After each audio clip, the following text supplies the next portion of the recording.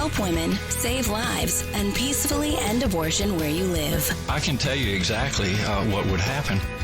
The infant would be delivered. The infant would be kept comfortable. The infant would be resuscitated if that's what the mother and the family desired. You were serious about that? Be inspired to change hearts and minds by joining over 1 million volunteers taking part in the global movement happening in your neighborhood. She says, pray that I can get through this abortion. And I said, oh, no. So she went ahead and went into the abortion clinic. And she just came out. She told us, I'm not going to get the abortion. We just had a baby saved. We had a baby saved in Memphis today. Praise the Lord. This is the 40 Days for Life podcast with your host, Sean Carney. Hello, and thank you for joining us today on the 40 Days for Life podcast. I'm Sean Carney, the president of 40 Days for Life, and your host for this podcast, which is dedicated to helping you end abortion where you live. Today, don't turn this off. We may make a lot of people mad or some people mad, but we are going to talk about something that everybody is talking about and we're finding unable to make a lot of sense of. And we're unable to make a lot of sense of it also, but we will try to assist you and provide a service today in breaking down the new Donald Trump 16-week federal ban on abortion that he is going to run on and probably drag every half-decent and lame Republican with him to join in this absurd proposal. Or is it absurd? We will discuss that. Is he a genius or a moron? And to join me in this, somebody who's not a moron at all, and I would say, yes, is a genius. You are a genius in your own right, and that is Steve Carlin. I appreciate that, Clark. No, thank you. It's good to be back in Texas, and everybody gets excited when we talk about Trump, don't they? They do, and we get a lot of flack for praising Trump because he deserves it. He's the most pro-life president ever, by far. I liked what he did as president in general, but you're not allowed to say that. Apparently people want higher taxes. But I think he was a great president. He was definitely a great pro-life president, and we have praised him because it was deserved. And now we will question and I'm going to criticize on this recent deal. Somebody who's not critical is Heather Gardner. Welcome back. That's a lie. That is a lie. This is what we do on the podcast is we lie to you, the viewer and the listener, and we're going to do a lot of that today. No one ever honestly accused me of being not critical, that's for sure. Obviously, today is a monumental day in the history of 40 Days for Life because I am sporting our new fishing shirt, which is now available at 40daysforlifegear.com. Fishing shirts are a fad now. Everybody's wearing them. I've been told they're a dad thing, which It's one of those sort of backhanded compliment type of deals, I think. Like dad jokes, is that along the same category? Yeah.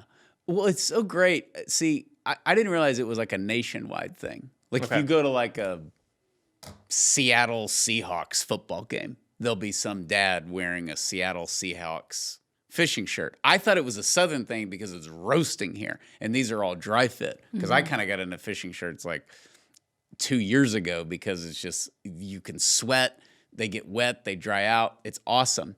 And I've gone fishing in them, and I have great memory that I would like to share, and that is last summer, we took our kids down to Galveston, and we went out to the surf to do some surf fishing with the big long pole and all that. You see those guys.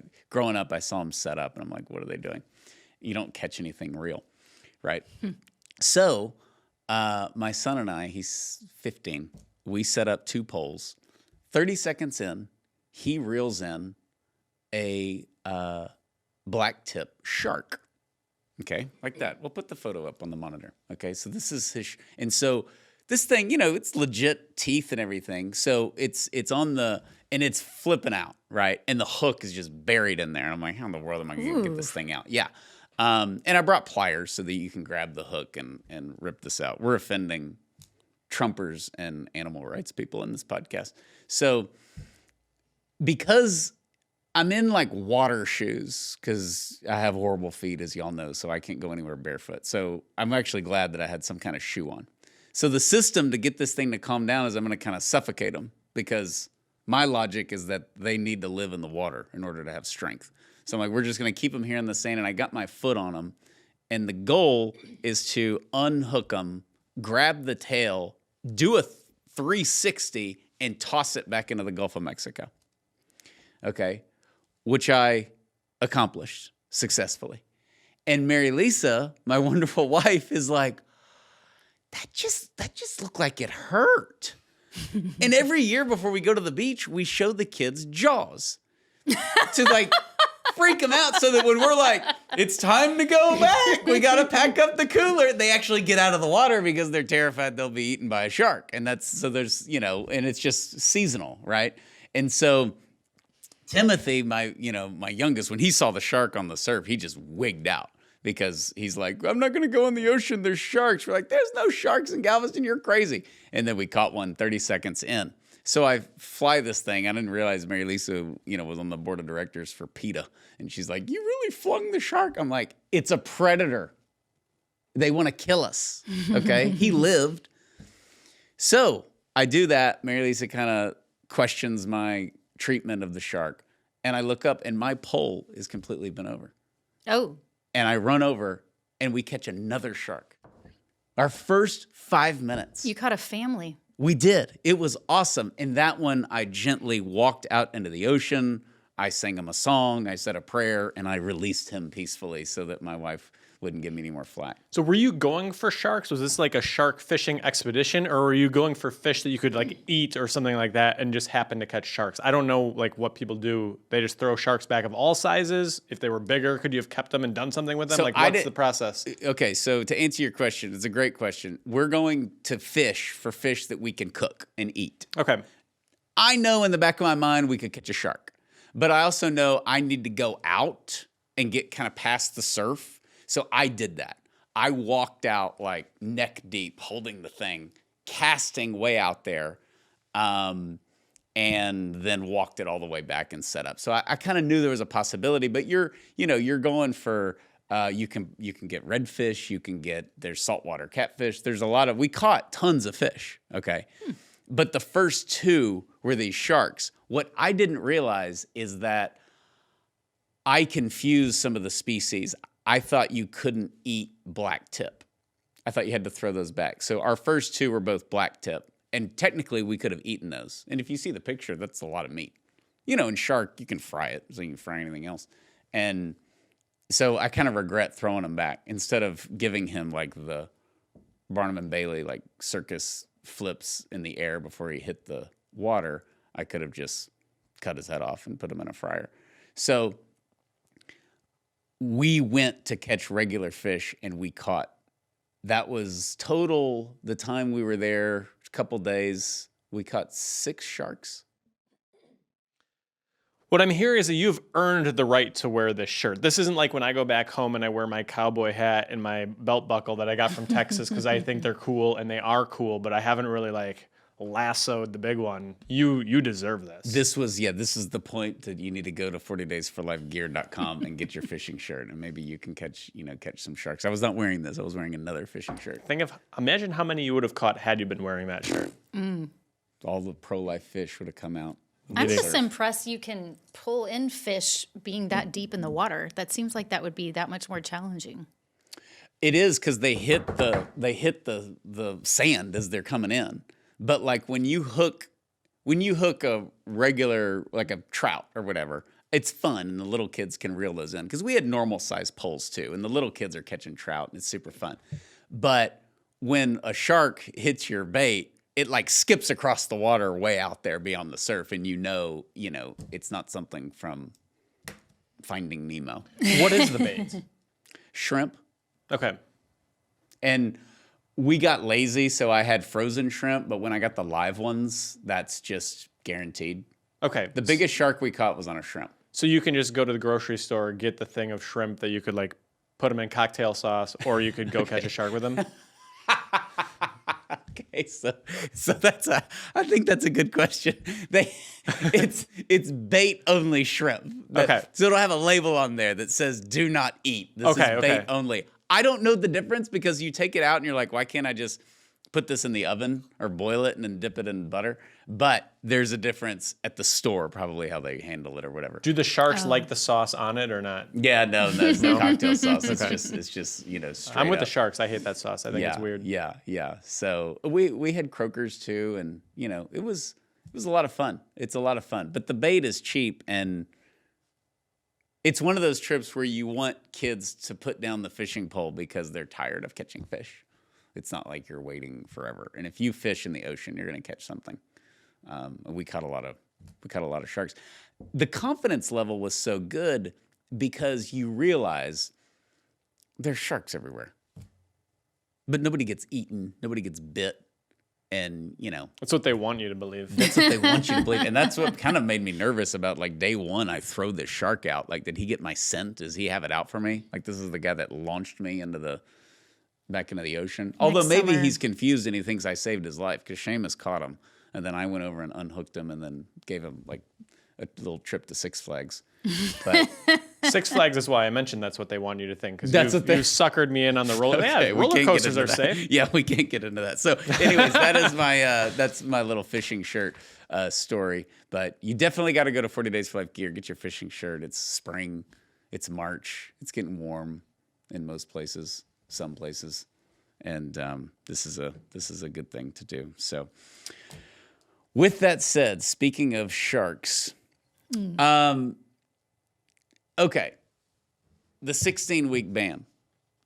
This falls into the category of we continue to just move a goal line, okay?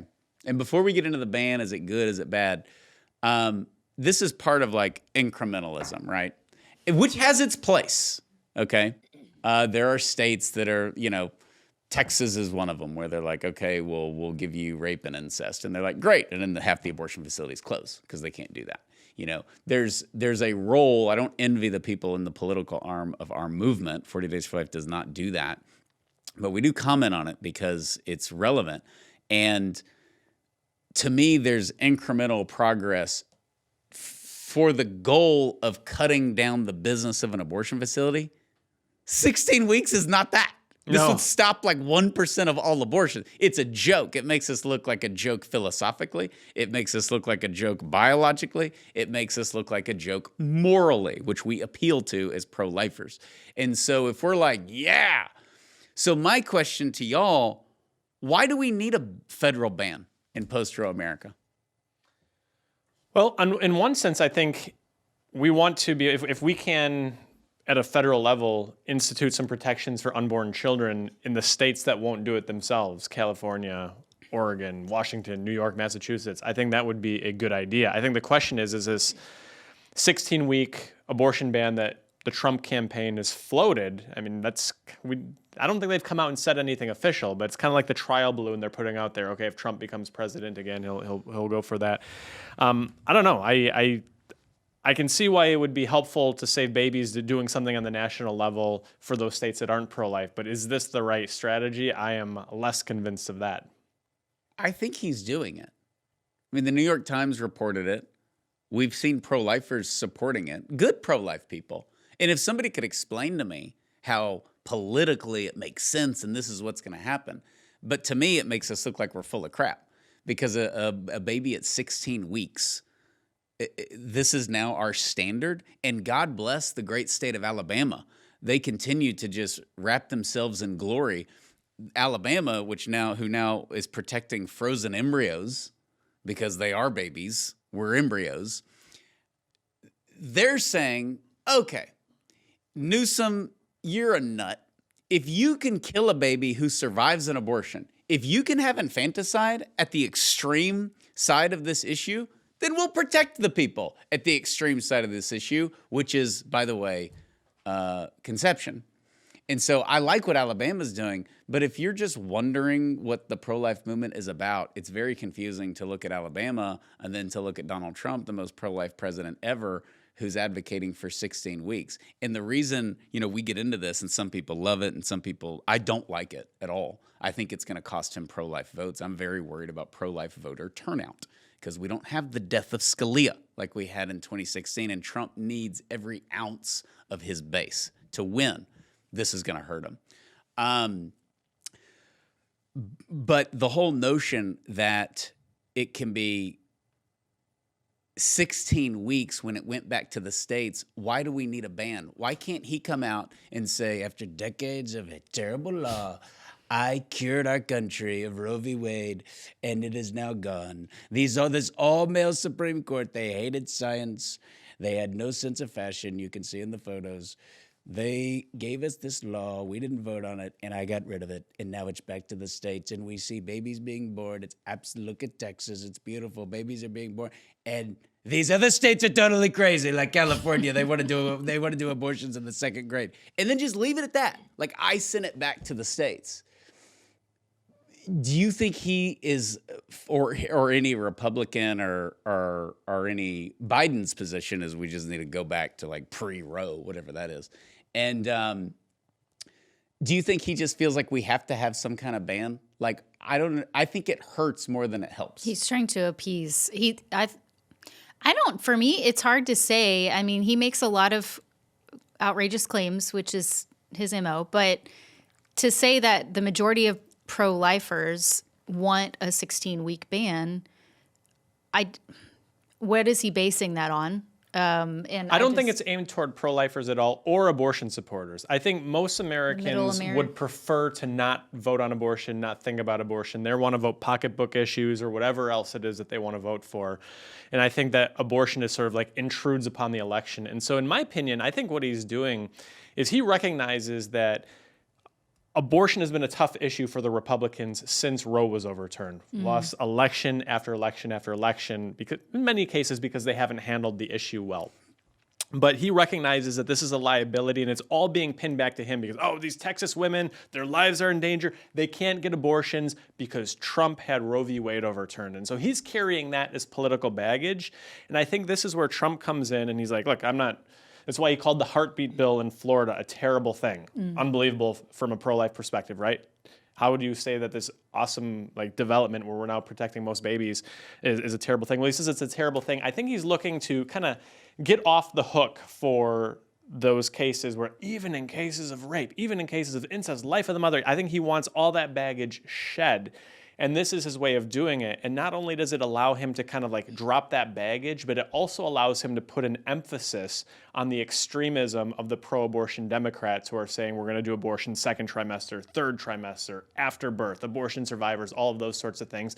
I think he's just kind of saying Americans, the majority position in America is that the pro-lifers like us are extremists and the abortion supporters who want it all 9 months are extremists. I think he's saying let's focus on this extremism, not on this extremism.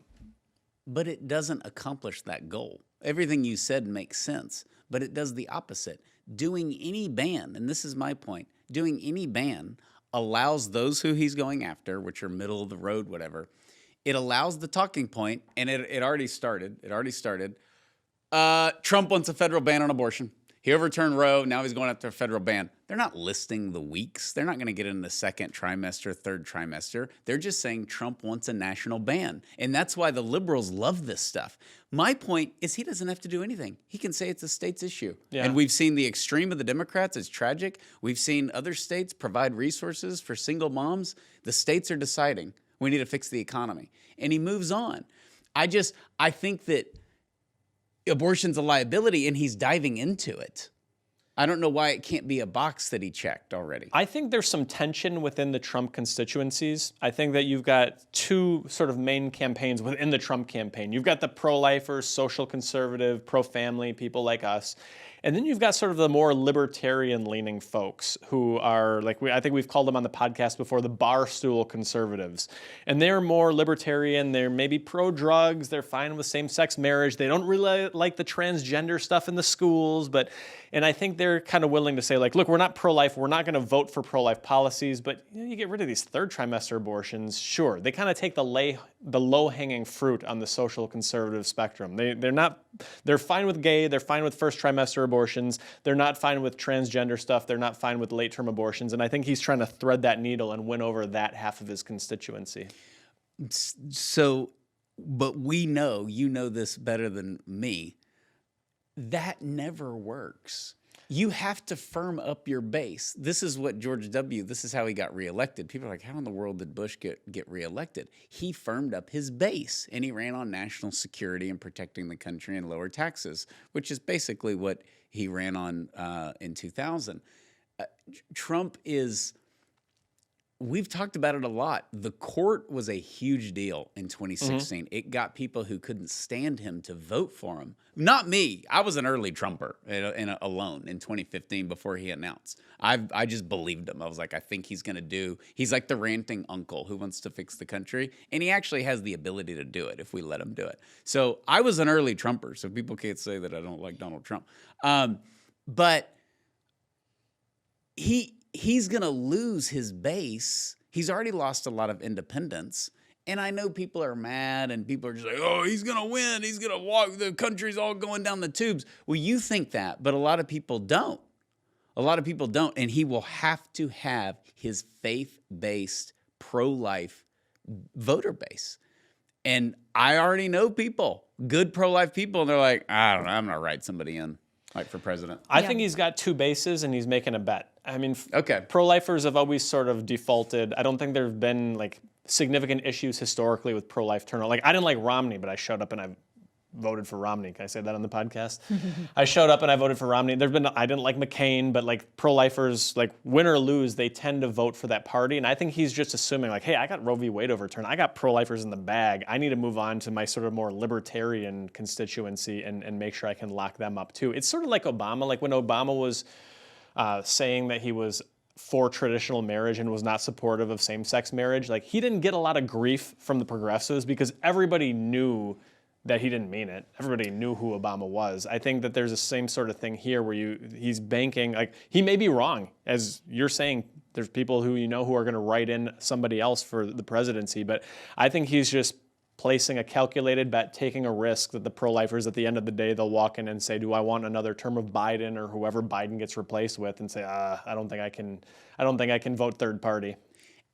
Yeah, well, I think that pro-lifers, no matter what, are going to be seen as inconsistent because there were not very many pro-life leaders and politicians years ago who would say out loud, yeah, our end goal is that we want a federal ban and we want to protect all human life, even though one of our major taglines is protecting life from conception to natural death. Making that in terms of a political policy and not only overturning Roe, but then having a federal ban, I can see how people who are critical of the pro-life movement and of pro-life politicians and leaders say, oh, I thought you wanted it to go to the states. You were so gung-ho about this. This is a states issue. This needs to go to the states. And of course, I always think back of other times in history in our nation where we have banned horrible things, and it first went to the states, and then there was a federal ban altogether. And so, but I know that there were some that are more outspoken pro-lifers years ago that said before most people were publicly willing to say, yeah, we're trying to ban all abortions. Don't think that that's a secret, right? But it's like, no, maybe it's not a secret, but it's not something that you're hearing a lot of them say out loud. So maybe it is a secret. Well, we haven't kept it a secret because we talk about the beginning of the end of abortion. Yeah. So we use end abortion. Ours is obviously market driven and giving alternatives, and then the facility not able to operate, which has happened, thank God, in places where it's abortion celebrated. But placing the bet, I don't think it's a horrible bet from Trump's perspective. Mm-hmm. I think it's a horrible bet for the pro-life movement. Yes. I don't know any pro-life person that is heard of this, who doesn't work in the movement, who said, well, this is really a great thing. I mean, Trump's really turned a corner. What Trump is betting on is pro-life voter says, you have a federal ban at 16 weeks. You want abortion at 40 weeks and you're senile. And they're betting that you go with the 16-week ban. Right. That's if they vote. And I think it is crazy. And we talk about ground games a lot. That's why Romney lost. It wasn't because he was wimpy and kind of a dork. He just had a horrible campaign. That didn't help. That didn't help. You know, he was not cool, and I'm very cool. But like that was a problem. McCain, You put the Navy hat on him, God rest his soul. Maybe he looks younger. No one was beating Barack Obama in 2008. One of the biggest political victories in the history of our country was him taking out Hillary. People underestimate that like crazy. It's unbelievable. Just like when Bush won governor here, it's a huge upset over Ann Richards, you know? And then Karl Rove even said, he's like, once he won governor, I knew he was going to be president because it was just, that was such a well thought out campaign. Karl Rove talking about himself. But this is the difference between McCain and Romney and Trump. McCain and Romney are like the nice guys that kind of get on your nerves. You know, it's like somebody's whatever. I don't know if you have friends. We don't really have any. But if you have we don't have a friend where it's like, is the husband coming? Because I actually want to like enjoy the Super Bowl, you know. But they're just kind of the drag along husbands that you try to get conversation going with, but they're not cool. They didn't play sports in high school. They don't watch movies. They're just boring, okay? They're not even that religious. Romney was. He was Mormon. That was kind of a turnoff for people. But anyways, we voted for him because he's pro-life. People weren't looking for a reason to turn on those guys. And a lot of people are looking for that reason to turn on Trump. Now, Trump could come out and say that he is for abortion, and it doesn't matter. Yeah. Or he could come out and say that, you know, whatever. And they're just going to support him. Those are just the Trumpers. But there's a lot of people that elected him that are like, all right, man, you're wearing me out. And on principle, I had solid reason to vote for you in 2016 and for sure in 2020. And you're running on fumes here. You're driving me crazy. It's also sort of a regressive approach to it. And what I mean when I say that is an idea of a 16-week ban makes a lot more sense 5 years ago. We had gotten nothing for so many years. Like the pro-life movement legislatively just stuck in a rut. Roe interfered with everything. 16 weeks, well, we'll start there. It's the best we can get. We'll come back for the rest later. Right. Now we're coming off the heels of this major, massive victory, which should show us that anything is possible right now. And we're looking at abortion policy as pro-life, which would be more liberal than post-Christian Europe. I mean, you take a look at, would anybody say France is pro-life? Would anybody say Germany or Italy are pro-life? Spain? None of those places are pro-life, and yet now we're taking, because they all ban abortion, most of Europe bans abortion at 12 or 14 weeks, and now we're going to say that something that is more liberal than post-Christian Europe, a 16-week ban, that's pro-life.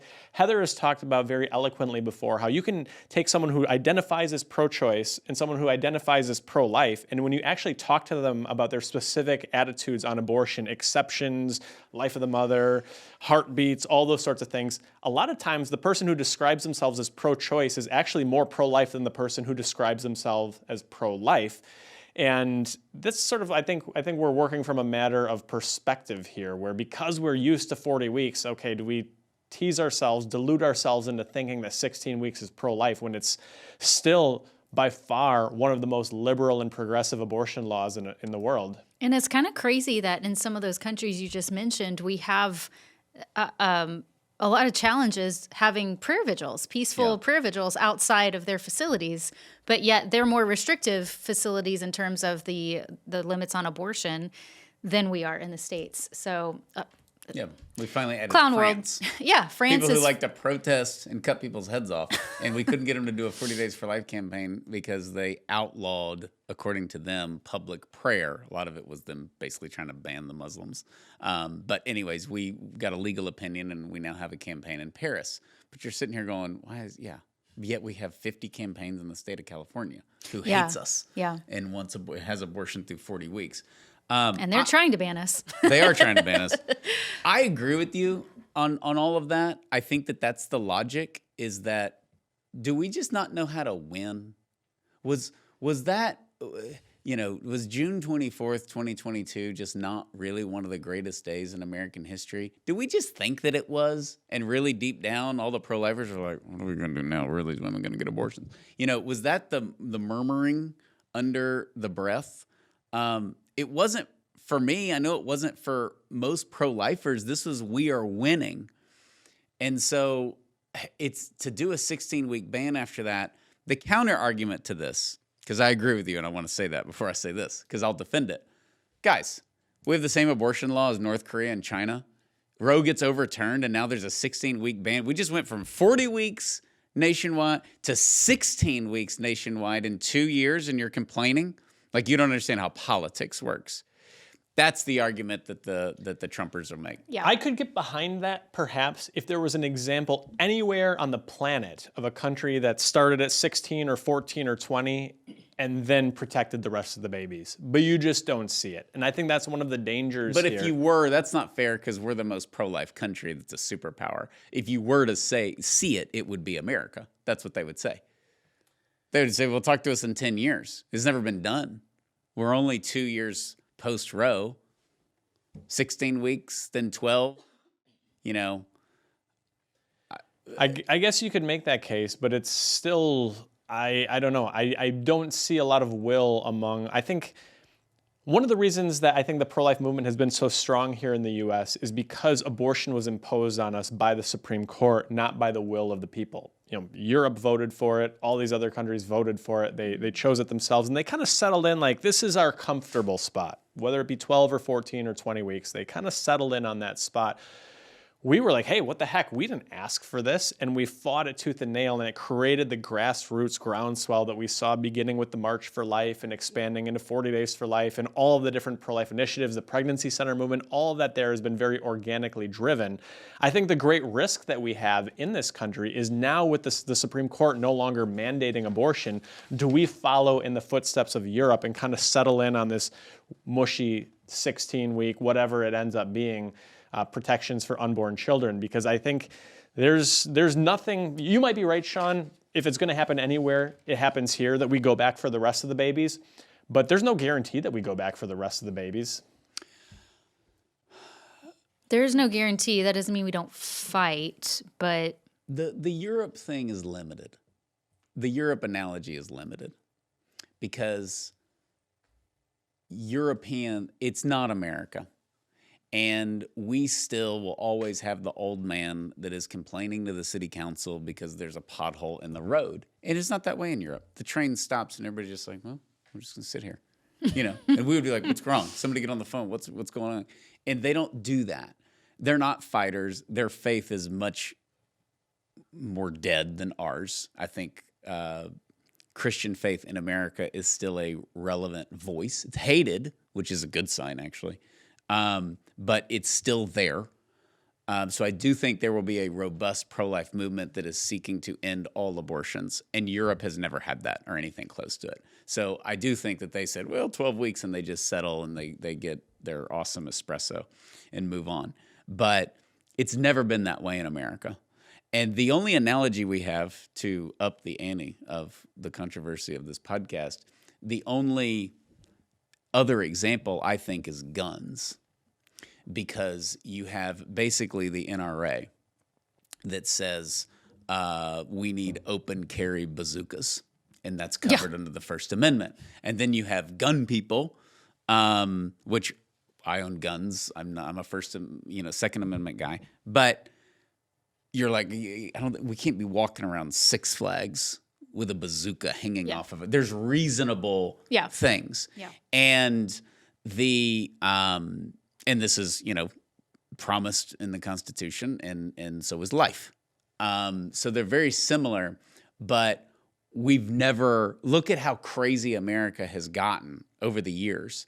And yet, if you talk to a liberal, and I understand the anti-gun people that are just like, you shouldn't have a pistol. You shouldn't have a shotgun. You should not be allowed to own a firearm. Right. There's a lot of people that believe that. Yeah. As crazy it is as a Texan for me to think about that. But they believe that. But when you look at the school shootings, you look at the violence in our country, you look at all that, look at the progress those people have not made.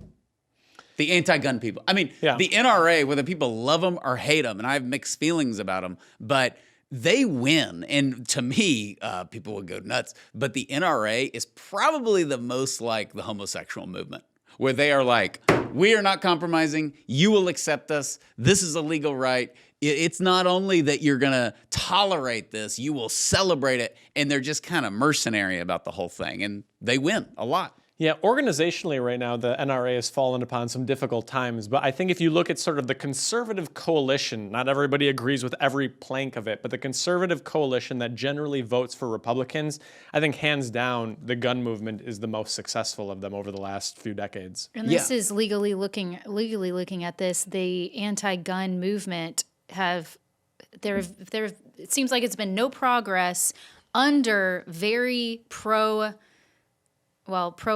but anti-gun politicians and their policies. Like they've talked about it so much, and they get in front of a podium and they say, we need to stop talking about it and forget your thoughts and prayers. But you're in power in so many of these places, and yet, so why is it that we still have these awful problems? Because what we hear about, there's a lot more school shootings that are happening almost daily that we don't hear about. And I never want the pro-life movement to become like the anti-gun people, where they're just like dependent upon some tragedy to happen to make their point. They won't just use arguments or history or court cases. They always say, it's going to keep happening.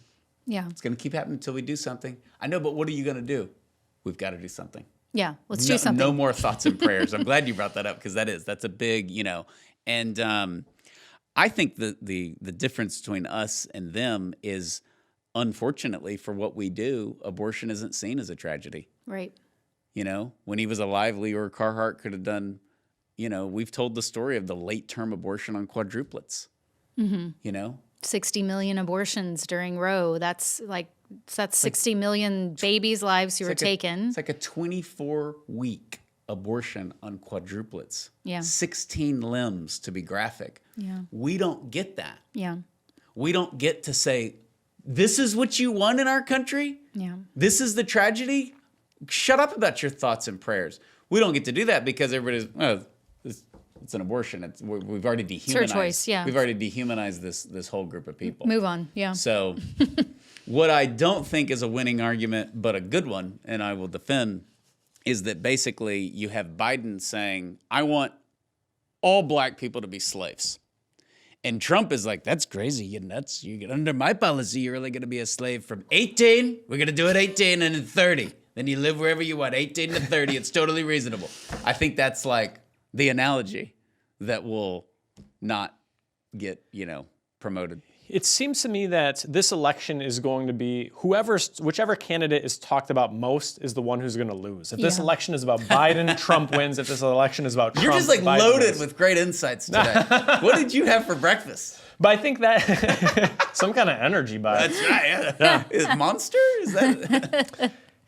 But this is where I think why Trump is doing this. He wants to focus on those late-term abortions, because if we're talking about abortions the first 2 months of pregnancy, I think Trump is afraid we're going to lose. If we're talking about the abortions that are 30, 35, 40 weeks post-birth, I think that's where he thinks he's going to win. So again, I think we've talked a lot about the political viability of this. There's more than one way to win. Let's say Trump is right, and 16-week ban, that's his path to victory. So, okay, it's a great political, brilliant move. Like let's just concede that for the point of argument. That makes a faulty assumption that there's no way to win with a principled approach to protecting unborn children. There are multiple ways to win, and we saw that. We've talked about it all the time. The 2022 election, good governor after good pro-life governor won by making the case for life and then otherwise governing competently. With heartbeat bills, by the way. 6 weeks. Yeah. And so, even if you just grant, okay, it's a great political move, it's not the only great political move. There's more than one way. You can win a basketball game with great defense, or by shooting three-pointers, or by dunking. There's a lot of different ways. And I would rather see a candidate come out and make the case for life, as we've talked about, as Trump did beautifully in the debate with Hillary, as we've seen Rand Paul do so when he was challenged on no exceptions, and he said, well, let's talk about what abortion is and what it looks like. I think that there's a way for someone to come out and make the case. There's this concept in politics called the Overton window, and it's sort of like the range of ideas that people find acceptable. Like, most people aren't willing to say, you can't have any taxes because we want roads and we want fire departments. On the other hand, most people aren't willing to say, yeah, let's tax them 80 or 90%. There's a range in there that people find acceptable. Mm-hmm. But that Overton window can be moved. It can be shifted. We've talked about the homosexuals have been very effective at doing this. 20 years ago, the Republicans, George W. Bush won election largely because Karl Rove placed amendments on the ballots about marriage. Yep. The homosexuals lost 32 straight ballot initiatives until 2012, and the tide turned because they worked and they moved that window. I think we can move the same window here too, and I think Planned Parenthood knows it because there's a reason abortion is talked about in abstraction so much. Choice, reproductive rights, bodily autonomy. So people don't find out what it is. When we do our job of community outreach, educating people, sharing with them the resources that are available to women, we shift that Overton window. And I think we've got a good opportunity to do it more now than ever because abortion's in the headlines after Roe was overturned. I think that window has more tension now pulling both directions than it ever has before. Because if you think about it, in our country 20 years ago, I mean, even today, people still don't believe that there's late-term abortions that happen. But 20 years ago, people really didn't believe it. And they were in denial about it. Not only were they in denial about it, they didn't want to believe that. And if you think about now, there's a more publicly extreme pull towards being not just pro-abortion through all 9 months, but allowing children to die or be killed after they're born, which before the whole birth canal was the magical line, that we drew for protecting life. And now we've got pro-lifers who are more staunchly pulling towards protection no matter what from conception, not having just exceptions of 12-week bans or rape, incest, health of the mother, that there's more. So it's like there's this tension. And people in the middle probably are really feeling that, and I can only imagine how difficult it must be for some of them who don't know much about this topic at all, but are hearing more about it and are forced to think about it a little bit more. And now they're seeing like, oh my gosh, people are crazy on both sides. Is what they're, I think some people are thinking. And so again, there's this pull to be more extreme and say, not only do we have abortions during all 9 months, but it's really, really good. And we should push for that. And in fact, we should push for even more. It's not safe, legal, and rare anymore. It's not even safe. It's not rare. And even if it's not legal, that's okay. We're still going to have abortions no matter what. And overall, weeks are good for the pro-life side when we're discussing time.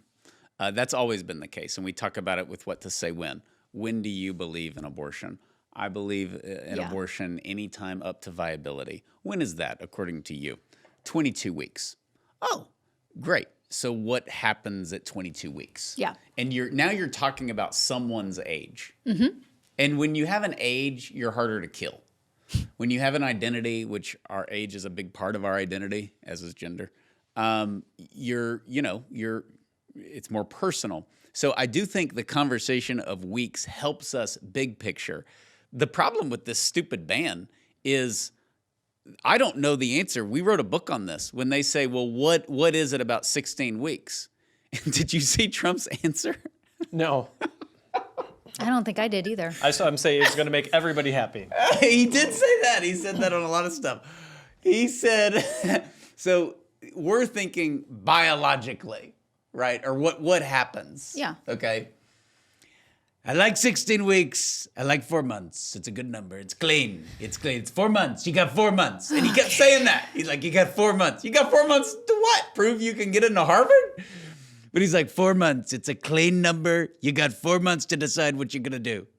So that begs the question for both sides. The pro-life side saying, what medically or biologically gives you no right to live at 15 weeks and 6 days. Yeah. So it's Sunday before you turn 16 weeks and we can kill you. So that's our argument.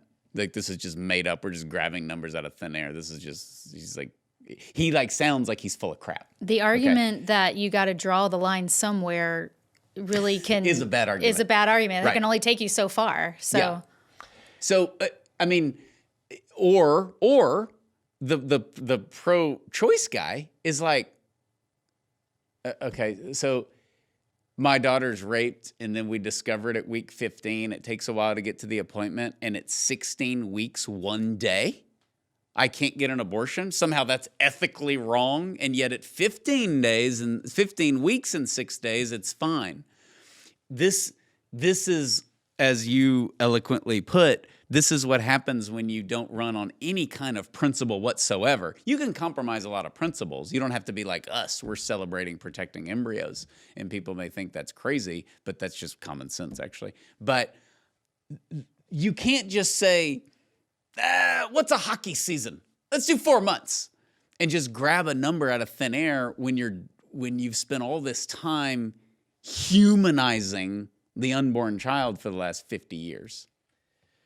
93% of abortions are in the first trimester, 93%. And so 16 weeks goes a few weeks beyond the first trimester. So we're talking almost all abortions. Now, because there are so many abortions in America every year, I guess prohibiting abortion after 16 weeks will still save thousands of lives. And I'm, given saving those lives or not saving those lives, of course I want those lives saved. Do we have any idea what that number is? Is it thousands or is it hundreds? If you figure about 1 million abortions every year, and 93%, I'm a word guy, not a math guy. But it is, late-term abortion is rare. Right, but then given the volume of total abortions, it's still a significant number. Okay. If it's dramatically more than other causes of violence that we're trying to eradicate as a society. But there's a question here to be asked, like, if we get focused too much on the political expedience end of the conversation, if we're not protecting human life, why are we trying to win elections here? What's the point? You've said it before, sort of from a different angle of all other issues, healthcare, education, they all assume life. Same thing on the political end. If we are not protecting every American and their right to live, why do we want to win an election? Yeah. I just think that the number one, Trump is polling well because of immigration. And that is what he ran on big time in 2016. He's going to run on again. I think that's a positive for him. I'm just surprised. As a Texan, to me, nobody ever cared about immigration because they weren't a border state. And now, like, people are, like, outraged in Wisconsin and North Dakota and, all this stuff. So I do think immigration, I'm just surprised how many Democrats have been like, this is out of control. Like, we got to do something. And Biden's not doing a good job on that. And then you have the economy, which liberals think the economy is great. Conservatives think the economy is terrible. The stock market's at an all-time high. The stock market's not the economy, as we know. But that's sort of I think that's a wash. It wasn't. Inflation is coming down, all those things. Bidenomics, Steve. I know you're a big fan of that. Oh, yeah. So I don't even know if he knows. I love my $8 for a dozen of eggs. Yeah, exactly. Yeah, Oh, my exactly. gosh. Everybody's buying chickens. But I just think that Trump is probably going to run on these other issues. This is like a little checkbox to keep the pro-lifers. If his goal is to keep the pro-lifers, I think it's terrible. I think it's not effective. If anything, he's going to drive people away. Or just, people are tired. People are tired of this. Nobody wants Biden-Trump a repeat. Nobody. All the polls show that, okay? And that's the only thing that unites Americans is that we don't want the candidates that we voted for in the primaries. Yeah. And it's bored with it. Everybody's terrified of Trump losing, and then it's voter fraud again and all that. Everybody's thinking about that in the back of their mind. They're maybe November just won't get here. Like a meteor will come. And that is the elephant in the room, and that hurts voter turnout. And then you meet people. I was in Florida, and we're just this lady that basically is running Trump's campaign in Florida. I'm talking to her and all this, and this guy's like, well, it doesn't matter because our votes don't count. So then you got voter fraud guy who's just not going to vote. Right. It just is always turnout. It's always turnout. And I think this whole women are coming out to vote because of abortion, I don't know how long that's going to last. Maybe it'll go into this election, but that was very reactionary in 2022. There's a shelf life and an expiration date. There's a shelf life and an expiration date. I think it got way too much credit because especially 2 years ago, the country was like, we were in much worse shape. And they were like, okay, let's just use abortion and run on that because we can't run on anything else. Biden's accomplished nothing. I mean, if you're a liberal, you're frustrated. He has done nothing. We still have the Trump tax code, which is awesome. If you own a calculator, you like it. But, you know, he didn't do anything. He was very ineffective as a leader. He is taking Trump's big victory of Roe and using that against him, and he's going to run his whole campaign on that. And candidates matter too. Like, it's one thing for us to say, like, oh, abortion was an albatross for Republicans. But you know what else was? Like, nominating Dr. Oz for a Senate seat. Yeah, bad candidates. It wasn't positions, and that's where the Republicans really blew it. They blame abortion on 2022, and you ran these ding-dongs that weren't good candidates. And we've seen good candidates who you don't know what they believe get elected. Yes. Obama, best example ever. I mean, he just says whatever. He believed in hope and change. He Yes, did. hope and change, yeah. And that was enough. So it was just, you know, you can have a good candidate who is horrible or at least inconsistent. John Kerry was both. He was a bad candidate and he flip-flopped on issues, so he got creamed. But, you know, Dr. Oz, was that ever going to work? The field that year was like the bar scene in Star Wars where there's all the... That can't be his real name. Dr. Oz? Yeah. Is it Osborne? No, it was like Mehmet Oz. He has like Turkish background or something. You know how people like their parents give them some awesome old school name like Augustine and they go by like Augie? Yeah. You know, and they just kind of butcher it. And you're like, you could have had this awesome, like dignified, one of the most brilliant Christians in the history of the world, and you went with Og, you know. They misspelled it at Ellis Island. There you go. Augustine. So yeah. Do you think it'll work? You think people will just vote anyways because Biden's crazy? I don't know. I've sort of taken there's political wisdom behind what he's doing, even if I disagree with it on principled grounds. But it's going to be real tough. I think ultimately, like Roe, I don't think people are going to be looking at, are they in favor of 16 weeks or not 16 weeks? I think that it becomes a referendum on Roe if abortion is in fact the driving political issue of the election. Well, keep in mind, we have more than 7 months. So I'm just expecting, like a lot of elections, especially the most recent ones, they're going to be pulling, both sides are going to be pulling all the stops. So You know what there's there's going to be time for? A few more COVID variants. COVID variants. That's a perfect example. There's going to be some major thing that they're sitting on right now, just waiting for the right time to expose and look at how terrible this other candidate and I'm your only choice. She's on the.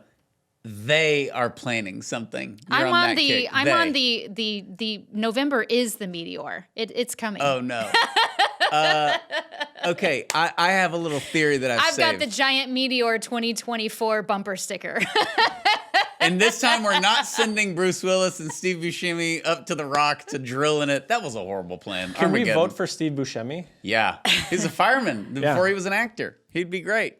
I think he's conservative, is he? We're making that up now. All right, I have a little theory.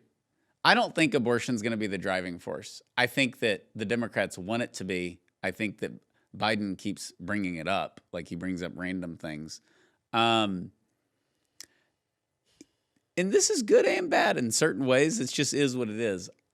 I think that in America, American politics, there is a little corner for the social issues. And the abortion issue, even with the overturning of Roe, our corner is smaller. It's not larger. And it's smaller because of the trans insanity.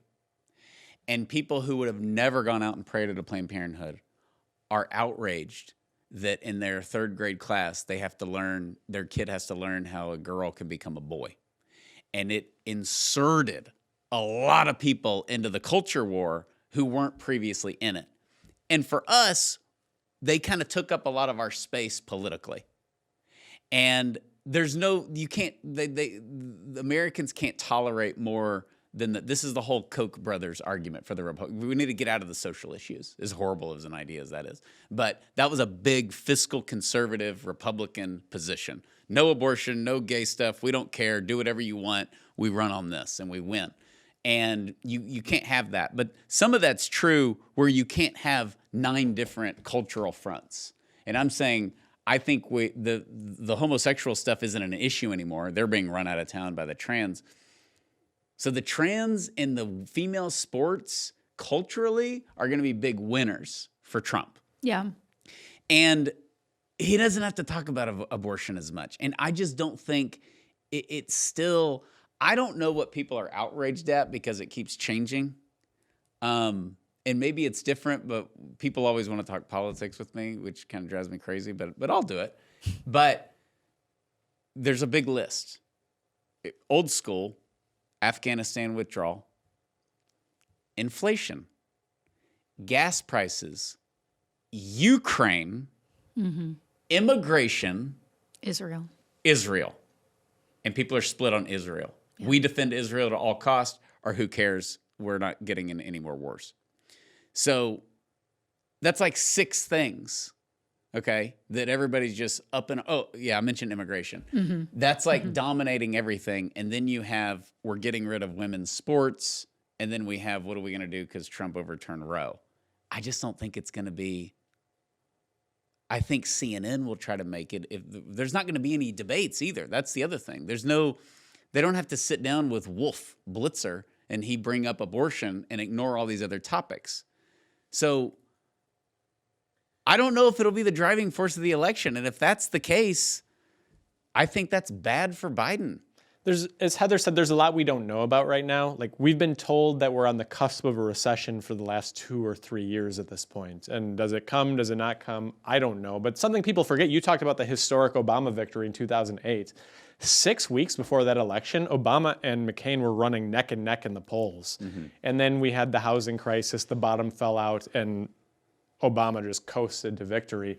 We don't know what do they call it? Black swan, the things that you should see coming, but you don't see coming until after the fact. There's a lot of, let's do some sports analogies. There's a lot of game left to be played. They saw it in The Big Short. Great movie. Oh man, that's great. Like my favorite movie. No, subprime mortgages elected Barack Obama. That's the summary of it. It wasn't, but yeah, I don't know. That's always kind of a cop out. Something could happen, right? But as is, if we coast into this, if Biden's the nominee, I don't know why they just don't run Michelle. She'd just walk in. She would crush Trump. All the Obama, everybody would just, we're going back to the good old days. I mean, she didn't even have to do anything. They just put her on the ballot. But if they don't do that and they run Biden, and we're as we are now, it's going to be a weird election because there's no debates. One guy will not campaign and will just stay in the Oval Office, which is really smart. It's really hard to get rid of an incumbent. And they can just kind of nest. And Trump's got to run around and talk about how horrible everything is. But I don't think it's so much of a cop-out to say, like, well, what could happen? Because we have an electorate that has such a short attention span that whatever happened last week is what they will vote on. That's why the approval ratings are up and down. I mean, Obama won his second term largely because Chris Christie gave him a hug after the Hurricane Sandy or whatever it was. No one remembers that now, but it swung the election in 2012. And that goes to the whole point of why people push early voting, because their minds could change, between their start of early voting versus election day. And we don't want that to happen. Like, get their vote in before the last scandal comes out and then pushes the remaining people over for that election. You can only keep Hunter locked down for so long. Steve lives in Wisconsin, so he early voted, then he went in on election day and voted. It's twice. I'm going to end up getting arrested if you say that. No, that's not that is not true. No, I categorically deny that. Not only did he do it, he and all of his kids did it. So okay. Cool. It was amazing. It's great. Okay, anything else you want to add before we close this out? I think we covered a lot of bases, so I think I'm good. Give us your comments, okay? Email us. Give us your theories.